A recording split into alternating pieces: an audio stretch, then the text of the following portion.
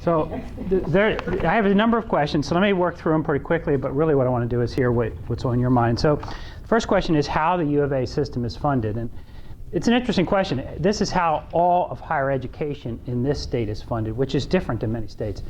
Each institution has a separate appropriation bill. So Pulaski Tech has a separate appropriation bill.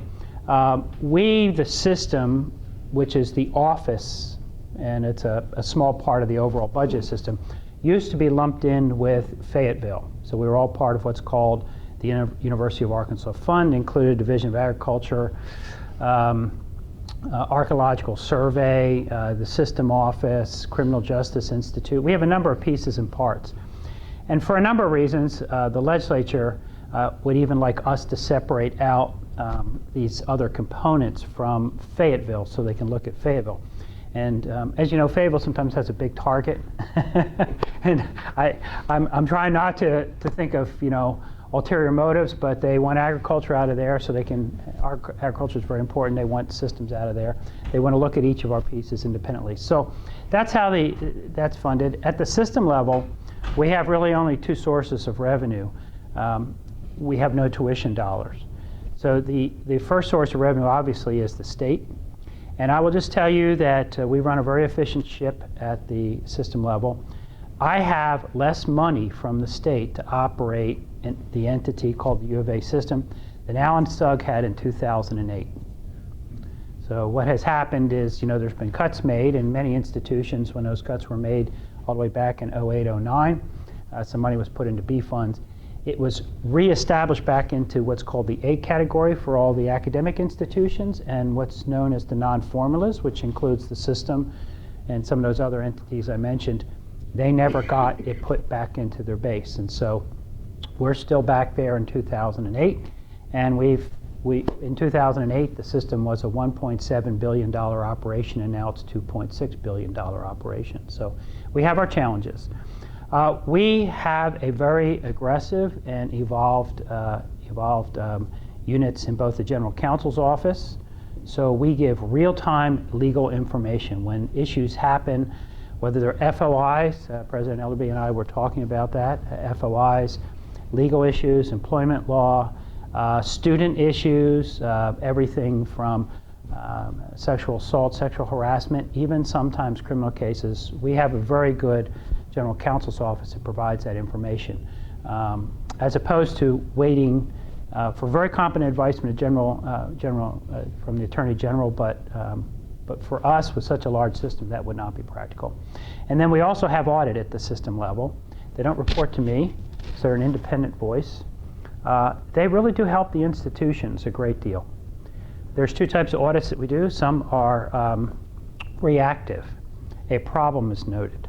And I'm not sure exactly how many employees we have in the U of A system. It's probably 25 or 30,000.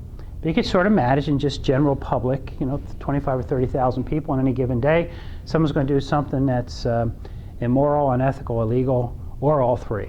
So, we're glad we have audit there because we're under tight scrutiny from the legislature. And they have tremendous respect. Legislative audit has tremendous respect for our audit group. And because they're independent of me and my staff, report directly to the Board of Trustees, they investigate problems, and their word is taken as gold down in the legislature. So it's good, and it gives us, I think, some credibility with them. And both of those units, we do use some of the central budget for them, but also we bill out a little bit of their time to each of the campuses in proportion to their budget. So Fayetteville and UAMS, because they use most of the time, pay most of it.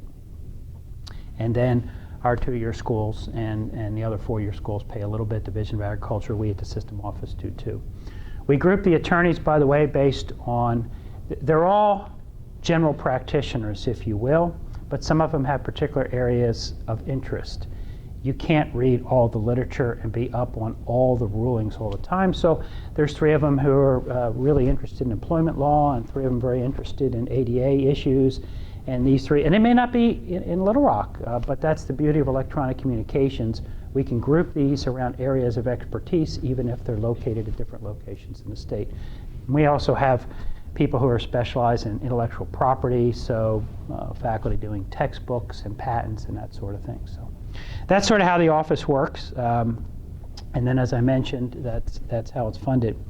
The question is, can Pulaski Technical College expect to receive additional funding appropriations being part of the U of A system? I wish I had a crystal ball and could tell you any of us are going to get additional appropriations. We're fortunate that we have a very clever governor and figured out a way to keep Arkansas Works going. I think everyone in the room probably has read the newspaper and understands that if that had not passed, there was about a $150 million hole in the state's budget. And I can explain why that's so, but it is true. And it would have really hit us hard because in addition to that, UMS provides a fair amount of the uncompensated, i.e. charitable care in the state. Even if the patient happens to be in Magnolia, if they have a particularly serious complication, they will be airlifted up here and UMS will take care of them. Before the Affordable Care Act had its implications in Arkansas, we provided that and the legislature paid for that. Then when the Affordable Care Act came in, the federal government literally pays for it through the insurance that each of us have, either through our jobs or through that particular act. And so it was kind of the worst of all possible worlds for the U of A system. You lose the $150 million that has to come out of the state budget, and some of it would have come out of everyone in this room's hide to some extent. And then UMS would have lost an additional component because we're compassionate people, and we would treat people who come through the door. And whether the state would be able to have money to pay for that was another question. So probably what they would do is then go back in and take more money out of all of our budgets to make things work. And just for your information, so you know how sort of serious this is, we're in very good shape in this state compared to many. And it's Governor Beebe before Governor Hutchinson and the legislature have done a very good job under difficult circumstances trying to maintain the funding for higher education. So I want to just make it very clear, even though I start off by telling you our funding at the system level was lower than it was that Alan Suck had in 2008, I'm very grateful that it's not a lot lower like it is in some states. If you have any colleagues or friends in Louisiana, Kansas, Oklahoma, Kentucky, or Missouri right now, Kansas, ask them how things are going. It's absolutely devastating. So anyway, that's how it works. Whether we all get some additional money or not, there are people working on it. We're working at the system level. And the two-year association, Chuck Welsh from the ASU System, myself and our staffs, we've been working with key legislators. We've been trying to find a way that there could be additional revenues brought into the state without violating some of the pledges that some of our legislators took, and the money would go to both highways and higher education because higher education has not gotten an increase in funding in so long. So that's it. But being part of the U of A system or not, it won't cut your appropriation. Only you can do that, and that's, when I say that, I mean your legislative team, along with the legislators in this area, help push the appropriation bill for each of our campuses. We have a very strong group at the system level. Melissa Russ has tremendous, she has tremendous respect down at the Capitol, and she mobilizes. If you think about the U of A system, we're really in every corner of the state through agriculture extension. We're in every single county, at least one office. Many counties have 2 offices. So we have the ear of every single legislator in the state. Now, some of them don't want to hear what we're saying, but we at least get through the door to talk to them. And we do use that. We do use that opportunity to sort of make our case known. And even though it doesn't result in huge amounts of additional funding for our institutions, it has led to some additional funding. But mainly what we try to do is make sure that there aren't regulations put onto higher education in general, and the U of A in particular, that make it more difficult for us to do our jobs and effectively cause us to use what resources we do have to satisfy these new rules and regulations. And we've been very effective in shutting things down that would have affected every single person in the room. And so I've already told you what part of your appropriation would go. We do bill for audit and we do bill for legal. But on the other hand, they're available 24/7. But we don't bill for our legislative team. We don't bill for the president's office. We don't bill for purchasing. We don't bill really any other service that we have. So the question was, will Pulaski Tech employees be part of the Arkansas teacher retirements be able to stay in the system if we're not part of the system? And I think I haven't actually asked the question yet, but my expectation is no, that we won't. I would encourage folks, based upon what's happening to pension systems nationally. Boy, I'd get into a private system, frankly, if I could, as soon as possible, because if you've seen as communities have failed to adequately fund, whether you're talking about Orange County, California, what's happening up in Illinois, Puerto Rico, as they failed to fund their pension liabilities, then there's been some serious ramifications for people who are retired.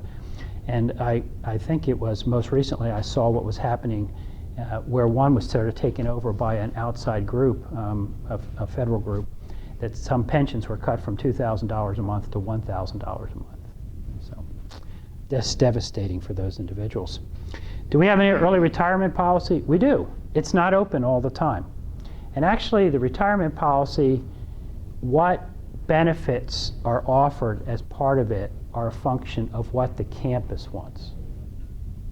So it can vary across the entire board. What we do is the lawyers and my office work very carefully with each of our institutions that are interested in this to make sure that we've met all the requirements of both the state and the federal law in this regard. And you have to treat people the same. So we have to make sure that everything is totally congruent. And in the 4.5 years I've been in this role, we have had absolutely no challenges and actually no concerns of people who have participated in them. And I'm thinking that we've opened them up at UAR. You just read in the newspaper we had one, UAMS, Fayetteville, Monticello, Pine Bluff, and one or two of our 2-year schools, including Batesville. And I think the employees who took advantage of them, it was good for them. I think it was good for the institution. We have a rule, all of us have a rule we have to live under.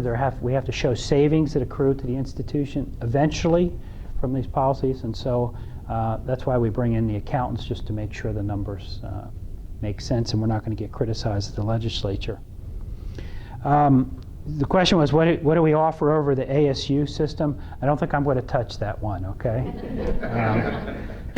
We're blessed in the state. We have many fine institutions. ASU is a well-run organization. I have a great relationship with Chuck Welsh. I ought to. He was president of the student body at Fayetteville when I was up there. So I'm just a little bit older than him. I was a very young dean, I think, when he was up there. But it's a good system. But what I told President Elderby right from the beginning is, I don't think this institution, I don't think my board's interested in bids or beauty contests or whatever. The U of A system has certain advantages. We also have certain things that are, particular to the way we do business. And as I shared when I was here on the campus earlier, we only want willing disciples. The real strength of the system is that we work well together. I'm a strong adherent to a proverb, a Chinese proverb. It basically goes something to the order that if you want to go fast, go alone. If you want to go far, go together. And the idea when I came on with the Board of Trustees is that we had 17 institutions in the U of A system that were going alone. And that was not going to suit the system well, any of our institutions well, into the future, with all the challenges we see at both the federal and the state level in funding and other things, the other issues that we're facing on almost a daily basis. So we join hands and we try to step through things together. So to give you an idea of my administrative philosophy, we had, of our 12 academic institutions, we had 8 of them, I believe, on Blackboard. And we had 8 different contracts. And the services that Blackboard offered to those 8 institutions varied from 2 or 3 modules at Fayetteville to basically 1 module, the learning management system, at most of our 2-year schools and at least 2 of our 4-year schools. And so this is an example where we went to Blackboard and we said, you know, we might be interested in talking to you about all 12 institutions being part of it. And if we're going to do that, we will bring you some economies of scale. You only send one bill to the U of A system, and that saves you some money there. And we then bill out based on their SCH count to our different campuses, so we take care of that for them. And I would say the gross savings in cost that we distributed to the campuses was probably $1 million or so over 5 or 6 years. Not a huge amount. But what we did is we did two things which are really big. One, we told Blackboard we weren't interested in this piecemeal that based on the wealth of a particular campus and the wealth of their student body, they got to use the latest whistles and bells, and this campus over here got to use nothing. We're a system. And no matter what school you're in the system, you ought to have the same opportunity to succeed. So we said we want everything. I said, okay. And we said, we have no idea on our campuses, particularly our two-year campuses, the expertise does not reside of how you implement these whistles and bells. So we need a year's worth of consulting as part of the contract for the same cost. And those two issues, if our campuses use the whistles and bells, collaborate, mobile, other things, and they're using the consulting services to help them implement them on their individual campuses, it adds about another $10 million to the value of that campus, to that contract to all of our campuses. So what we did to make that happen, just again under the umbrella of my administrative philosophy, we called in all the CAOs, all the chief academic officers. Most of them brought a team of anywhere up to 5 individuals with them. We brought in Blackboard, paraded in front of them. Blackboard went through each of the modules. They went through what you need on the campus to implement them, how they advantage you or advantage your students or both, and then gave them the phone number of where you call. And so now their consultants at Blackboard probably wish they hadn't agreed to this because they're living in Arkansas for a year at each of our campuses. And all our campuses have to pay for is the airfare to get them to wherever they are, and however many nights of hotel or motel it takes to get the service implemented on the campus. So we're really very proud of that. We just completed a very nice system-wide RFP on voice over IP, and made sure we're a Cisco partner institution. Actually, my administrative team and I have been invited out to Cisco's headquarters to what's called their innovation laboratories, which is really, really, really cool. And we have been bringing back that technology for video conferencing because we're all over the state. If we can save money by not having people drive to Little Rock, that's a very good thing. And so our two-year schools are going to have a desktop unit with real-time video conferencing capabilities, so they can talk to each other, so they can talk to actually the people in our office. So that's kind of the strategy. There's a number of others. We've got an enterprise research project in place that right now with a consultant that eventually will lead to hopefully a single HR, finance, and SIS across the entire system. And the advantages that accrue to that when you can agree on a single platform to do things, the advantages that accrue are amazing because we only fix a problem once. If Fayetteville has a problem and they fix it, it's fixed for everyone. Batesville has a problem, it's fixed for everyone. And so that's I think, the strength of the system is this collaboration that can exist and the resident expertise that exists across the system. Does the UA system provide support for institutions in seeking grants? Actually, what we do is we have tremendous expertise that resides on our campuses. And I would say that ULR, UAMS, and Fayetteville are superb at seeking through proposal-driven processes, external funding, and also getting it in the form of grants. And it can be everything from research to academic to buildings to programs like TRIO programs, which are so important to our students. So we, again, on that theory that we never solve a problem twice, when we see that there's a need and expertise resides in one place and it could benefit another, we share that expertise. And a simple example is when Lawrence Alexander got down to University of Arkansas at Pine Bluff, their development office was probably not as well organized and really didn't have access or knowledge of the latest donor management tools and processes that Fayetteville was an expert at because of the Chancellor Dave Gerhardt being, that's his business. So we set up opportunities for the staff at one institution to visit the other and basically get free consulting. And we've done the same thing with enrollment management, where expertise resides, let's say at Little Rock and not one of our other institutions, and everything across the board. So if we have a pocket of expertise that can benefit other units in the U of A system, we're not shy about sharing that. And it includes, people going up and spending time at the other institution. So that's how we do it. And so the answer is, we don't have a grant writer at the system level. Actually, we kind of do. His name's Don. And he's a little saturated right now. But so I do my own work, and if you call my office, I'll answer the phone too, which will surprise a lot of people, including our trustees. But on each of our campuses, we have grant writers. And these people are very, very experienced, and they have knowledge of what the Department of Education is looking for, what the Department of Commerce or EPA or whatever is looking for, if you see opportunities for either your own personal interest or because of the interest of academic programs here at Pulaski Tech. So the next question is, what do UA system employees pay per pay period for health insurance? Will Pulaski Tech be able to keep our current pay period structure, which is 26 pay periods? And does this differ, that is, I guess both of these differ by campus and institution? And the answer is, what do employees pay per pay period? It varies. Okay, I'll be more specific in a minute. Does this differ by campus and institution? Yes.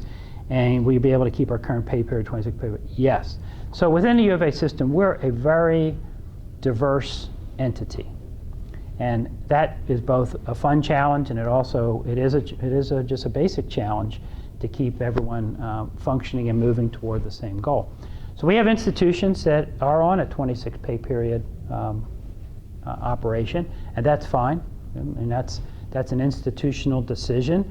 There are costs associated with that, and if the institution is prepared to bear those costs, fine. We're not very top-down in how we try to manage our institutions. We think of ourselves more as leading through the door instead of trying to push people through the door. I found pushing doesn't work very well, particularly when I have 4 institutions with tenured faculty. And so you understand that, right? If I ordered the tenured faculty at Fayetteville to breathe, we would have mass suffocation. And that's because, that's just the nature of the beast. And once you understand that's the way it is, you figure out how you can get things done with the system. That's my job, is not to impose my system upon the U of A system, but to figure out how to get things done we need to have done with the rules that are in front of us. And what I learned down in Texas is we will play any game that exists at the U of A system. You tell us the rules, we'll compete to win. That's the bottom line. So there's 26 pay periods is fine if that's an institutional decision and you want to keep it. What each of our campuses pay, our campuses have taken different approaches to how they've dealt with health insurance. And by that I mean the cost is the same, but the fraction that's paid by each particular institution for an employee and children, employee, children, and spouse varies. But if I had to give you an average, I asked Ann Kemp, who manages our plan. Ann is an amazing professional. She's a CPA. She has a master's degree in public health, and from North Carolina. I mean, you just can't buy expertise like she has in her hands, and she manages it. So here's an average over the system. Most of our institutions, if I had to give you a general average, the institution pays 80%. For employee and children, average across the system is 70%, employee and spouse 70%, employee and family 70%. So that sounds pretty close to what you have here. Some of our schools, it may actually only be 50. I think the employer paid part of the employee is pretty close to 80% across the entire system. But some of our institutions pay a little bit more on family, and some pay a lot less. I think a couple may only pay 50%. But again, the way that we think of things is that each institution, any of our institutions, have their own appropriation bill. And your administrative team here is charged with doing the most good for the state as it can with the amount of money and resources you have available to you. And one of the things you have to do is you have to have a competent staff, a competent faculty, or we're not going to meet the state's needs. and however that is. And there are some campuses where the faculty and staff would prefer to have larger raises and maybe less paid in terms of the health insurance match for families. And there's other campuses where it's just the opposite. And I'll tell you some of the things that we've done that are kind of controversial. Well, I'll tell you one thing that's very controversial. We're doing a marriage audit right now. So I'm about ready to celebrate my 36th year of marriage.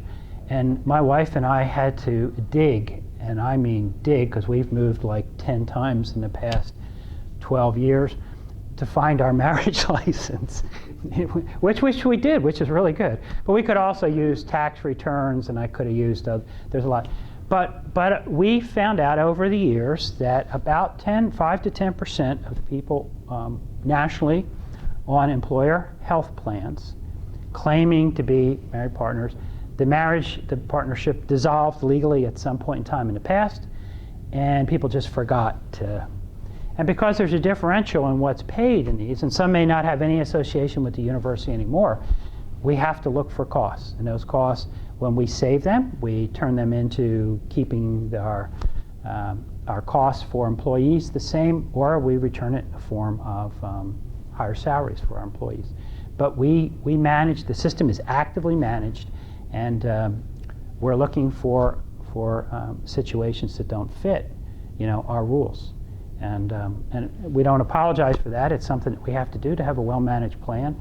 And of course, when you have that sort of responsibility on your shoulders, I know that some people are going to get caught, and we've already had stories from some of those. But on the other hand, I also think of the 95% that have been doing exactly what they're supposed to be doing. And in some ways, they've been paying more money because of it. And so we're going to give them a break.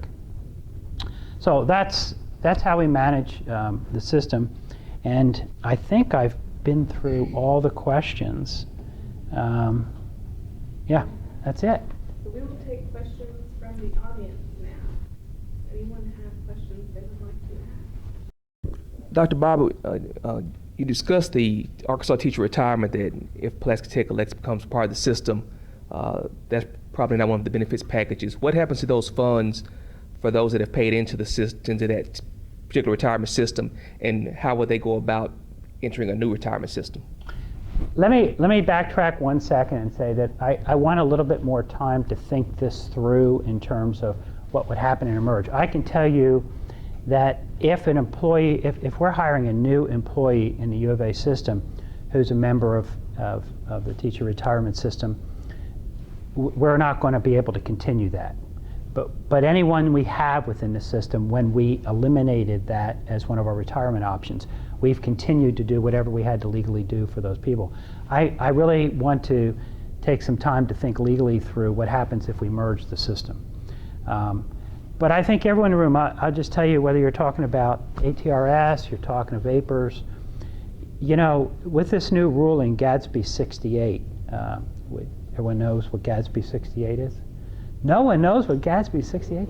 Well, the general, the general rules of accounting that we operate under, there's a whole group of people who sit around and figure out, let's see how we can raise the blood pressure of people like President Ellery and Don Bobbitt as much as we possibly can. So because of these high-profile failures of pension systems, public pension systems in other states, they've passed a regulation that says that the state needs to take, or the ATRS needs to take a look at your total liabilities, potential going out into the future, what the level of funding coming in is, your investment gains, and you're either going to be flush with cash or you're going to have a deficit. It's in deficit. APRS is really in deficit.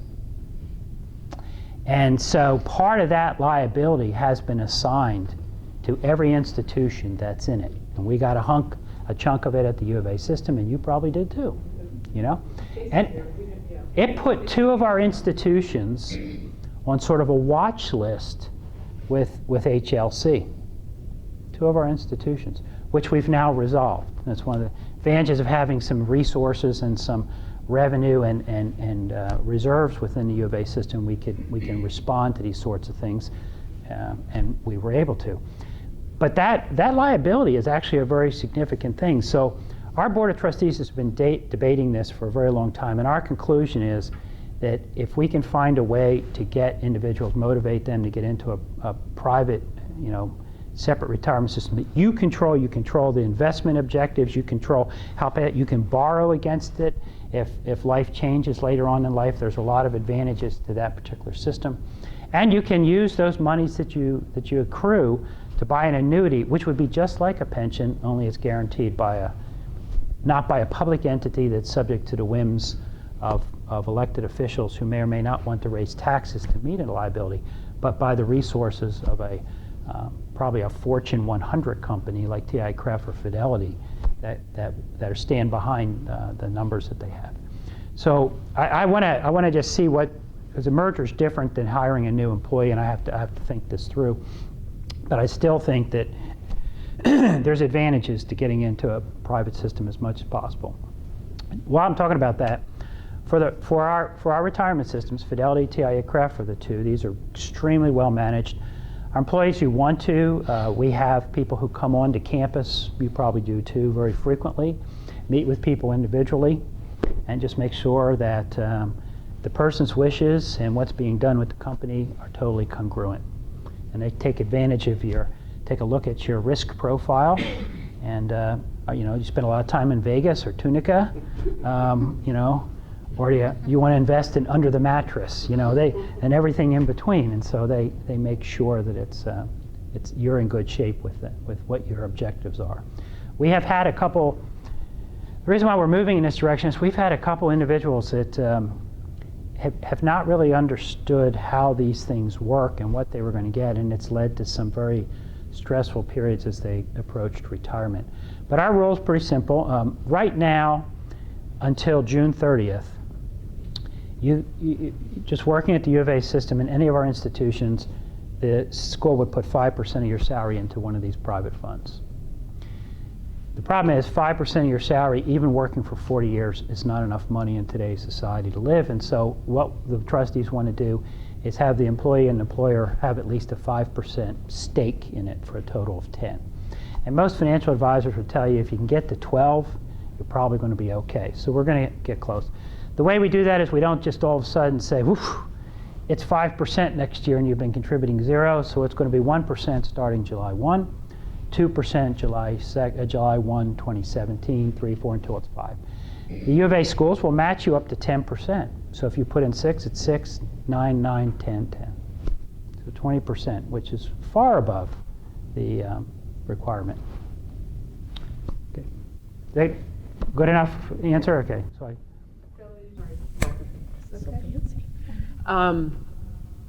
We've looked at the Arkansas teacher retirement, and I believe for the last year, Stace, when new people come on campus, we in policy as to what retirement systems, we don't offer that any longer.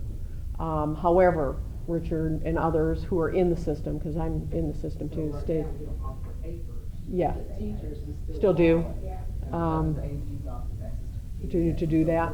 So that's the kind of thing, as Dr. Bobbitt says, because the AG's office has said that we'll stay put. And I think that's probably what we'll have going forward, just because of the state government. But I think too, what Dr. Bobbitt talks about is options going in the future as far as retirement. I think about you guys all the time, but I think about our new employees coming in. And we've got to be able, and I think I've said this to you before, we've got to be able to think about what incentives we can offer to our new employees, because we can't pay top dollar. I mean, you all know that. And so what are other things that we can do to have folks come to Pulaski Tech and say, not only is this a great place to work because we've got very good people, and we work really hard and we're improving on what we're doing, but are there ways that my retirement options can be better? Are there ways that my higher ed, if I want to go on to higher education opportunities, is that an option to me? What about my children? Is that available to my children? And those kind of things, not only I have to think about, but we all have to think about. We all have to think about, because you lead this place just as much as I do, believe it or not. But that's where we look at that, and we look at the indirect savings. If we go back to the health insurance, and I think you guys have heard me talk about this already, we were in the health consortium. And I'm very, very concerned about the viability of that entity. Very concerned. And when I look at the opportunity of health insurance, that option, if we pursue UA system, Margaret's standing here thinking, that's it. Here it is. That's a no-brainer. That is a no-brainer. Because it offers a very sound plan that is viable into the future. First and foremost, for all of us. Secondly, it's viable for this institution. So as we go forward, we can have the opportunity for indirect savings. The direct savings, that's what I call the boatload of money coming. That isn't coming. It is not coming. But the indirect savings, whether it's health insurance, as Dr. Bobbitt said, if we're looking at Blackboard and other IT opportunities or other contracting, purchasing opportunities, those are the things that, in my opinion, will help us in the long run. So that's all I'm saying. Mr. Moss. Any other questions? I have a question. Sure. Does the UA system have a policy in place to ensure that staff are allowed to move up in pay grades, as far as coming in at level 1, being able to move to level 3?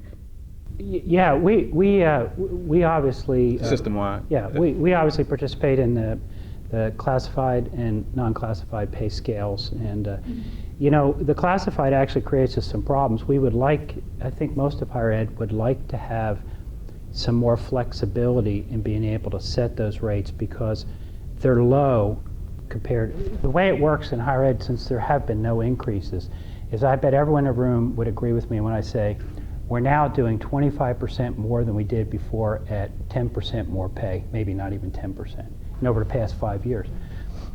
And so, you know, I'm of the opinion I'd rather have one person who's very efficient and hardworking, and I'd like to pay him or her a really, really competitive wage, as opposed to having 2 or 3 people who are very earnest and worthwhile workers, but just can't get the work done. So the way I look at higher ed is we're kind of like the big leagues. You know, there are a lot of people have other jobs and stuff, and the ones who really rise to the top and can handle a lot of responsibility percolate up here to higher education.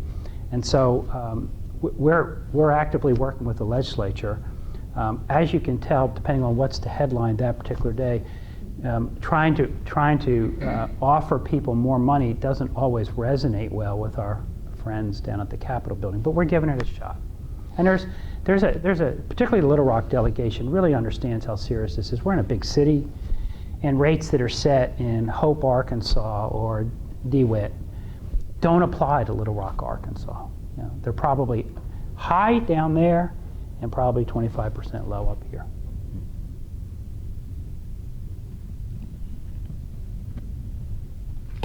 Anyone else?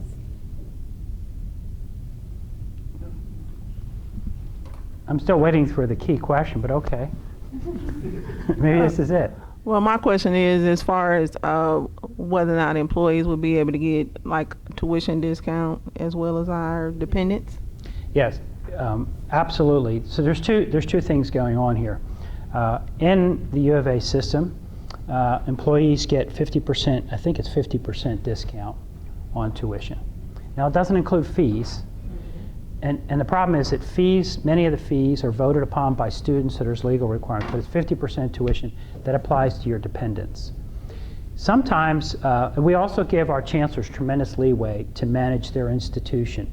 And it may be that it is in the institution's best interest that you get a master's degree in X, which may require you, in addition to your undergraduate discount, to be able to go to another institution. We let our chancellors say, we're going to send this employee up to Fayetteville or over to UMS, over to UAR, or wherever, to get an addition, and they can pay for it. Now, that's a taxable benefit that you have to make some arrangements for, but in many cases, they can discount that tuition using institutional funds even more, down to 10%. We've had several who have taken it.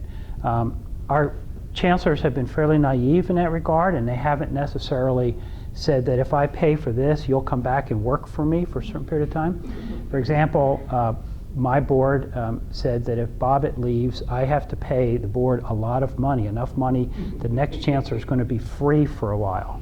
And that means I'm not going anywhere. But the bottom line is that they probably, in return for that expectation, there would be an expectation, that is an expectation of reduced tuition paid for by the institution, would be an expectation that you would come back and work for a period of time. So, you know, I always try to work these systems so there's a little skin in the game on both sides. Dr. Bobbitt, a lot of what governs the staff and employees at our institution is our Board of Trustee policies. Does the UA system have Board of Trustee policies that govern all institutions, and then each institution has institutional policies? How does that hierarchy work as far as oversight? That's a great question. The Board of Trustees does have, Boards of Trustees do have a very robust set of policies which govern almost everything. We purposely write them at the system level for the trustees from a 30,000-foot level, not trying to be too prescriptive. But there are certain things, for example, what to do if you're running for a political office and you happen to be an employee, right? We have rules that govern that. What kind of gifts, everything from, but we wouldn't say, for example, that it is the policy of the Board of Trustees that employees will pay 50% of their health insurance costs. So the board policy may say that the institutions are allowed by Board of Trustee policy to pay part of the premium for employees, up to 100%. And then it's up to the campuses to have a campus policy. Second thing is we have administrative memoranda that come out from the system office. So I'll just give you an example. We got a letter from a group of prominent attorneys on the East Coast, and you may have gotten one too. Yeah. And I'm trying to find the right words so I don't get sued. They're trolling for a big class action case on ADA issues related to our electronic profile. Think about this for a second. Obviously, Pulaski Tech's website needs to be ADA compliant. But some of you in the room, including myself, probably have your own pages. If you post a video, does that have to be, you know? And according to the rules, actually, there's no allowances made. If it's on your server, it's supposed to be. I've got, 12,000 faculty, all of them with their own individual web pages, and probably a number between 0 and 0 are ADA compliant at the moment. So we, there's an example where we sent out an administrative memoranda and passed a Board of Trustee policy to give us cover. So if we have to go to court now over this, we've started the process. There is a policy. There's even some more information for our campuses in this administrative memoranda, and we will come back and work with the campuses, and we're prepared to defend ourselves now if the trolls come after us. So that's how we manage it. And then campuses have their own policies which are very specific. And it could be everything from employee discount at a bookstore. That would be a campus thing, not a system-wide thing.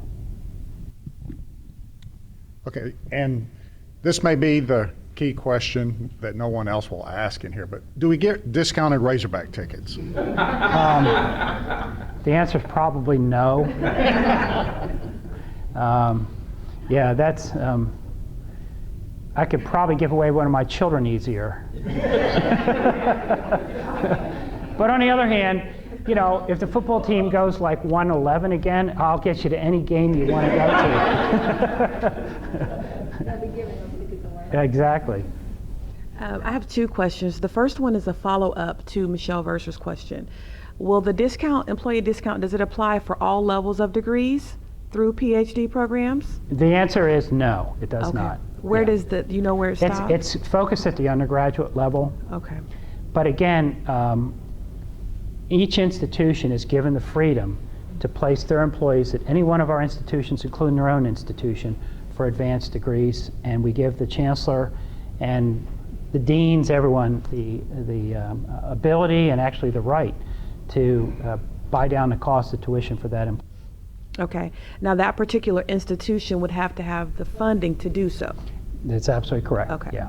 And the second question is, it relates to the timeline. Are we closer to having a ballpark timeline? Well, you know, when I was This- here earlier, I said there's two ways to do this, Okay. right? Right? We could do this like Donald Trump marrying one of his wives. Oh. And we would have about a 145-page prenuptial agreement, okay?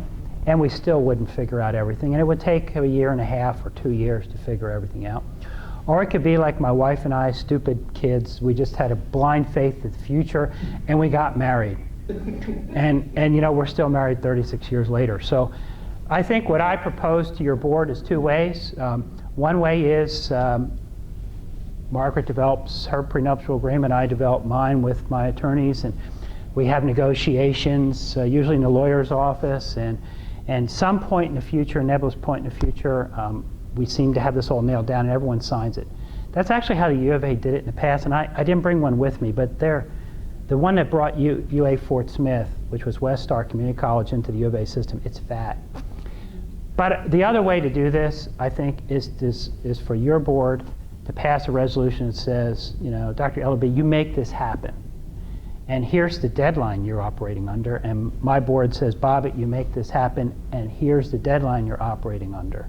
And that's, I think, what my board is okay with. And I don't see, I mean, there are issues that are going to come up. But the things that you asked me about today, in terms of when they would be fully implemented, are negotiable things. And I'll just give you an example. Up until the time that I came, several of our institutions were not part of the U of A health system. One of our 4 years and 2 or 3 of our 2 years. So clearly you don't have to be part of the health system on day one unless you want to be. And I think these retirement questions are important. I need to think it through in a little bit more detail. I can't see it. I hope it wouldn't be a deal breaker. Because it's not like we're replacing one thing that is kind of nebulous now with something that's inferior. I really do feel that if you talk to any financial advisor and you look at what's happening with state governments everywhere, I think there's a lot of advantages to having control of your own resources. Anyone else? The key question is, why would the you've asked me, what is the U of A going to do for Pulaski Tech? Why would the U of A want Pulaski Tech? And I've had very wonderful and productive conversations. And the thing I'm a firm believer in is that this is the capital city. It's the center of Arkansas. It's the center of Arkansas, however you want to look at it. Now, you wouldn't say that to the folks in Northwest Arkansas who believe that the sun rises on the eastern border of Washington County and sets on the western border of Benton County. But the truth is, this is where the power is, right? And I think this institution has provided an amazing service to this part of the state. And I have a 4-year institution and a medical campus sitting almost within a stone's throw of this campus. So I think there's important reasons why this partnership would be very strong. I've looked at the debt at Pulaski Tech, and for a 2-year school, you have a lot of debt. But on the other, and my board's concerned about that. They're concerned about that a great deal. But we have about $460 million in reserves sitting in the U of A system. By the way, is there any reporters in here? Because I might want to change that number down if there were reporters in here. But there was about 460, almost $500 million of reserves. And so although they're concerned about it, it's not going to change our bond rating. It won't. And I don't know, your bond rating's already pretty good, but I think it will only get better probably if you choose to join the U of A system. So I see this as a great partnership. I think it's important for the state that Pulaski Technical College remain a very viable part of the higher education scene. And I think that those are the reasons why we're very excited about this as a potential partnership. And I will say one other thing that's going to embarrass her. I wouldn't even be interested in this if it was going to contribute to my hair loss, and you have a wonderful president. She's held in high esteem by my board, those that know her, and very high esteem in higher education circles, not just in the state but outside the state. Yesterday, I was flying back from Washington, D.C. From a meeting, and I went through Chicago, where I met President Ellerby and most of higher education in the state of Arkansas. You know, there is one senator who's been arguing that higher education should be cut 30%, and I made the comment on the plane, which was all higher ed Arkansas. There were like 10 people on the plane who weren't in higher ed. And I said, you know, if this plane goes down, he's going to get his wish.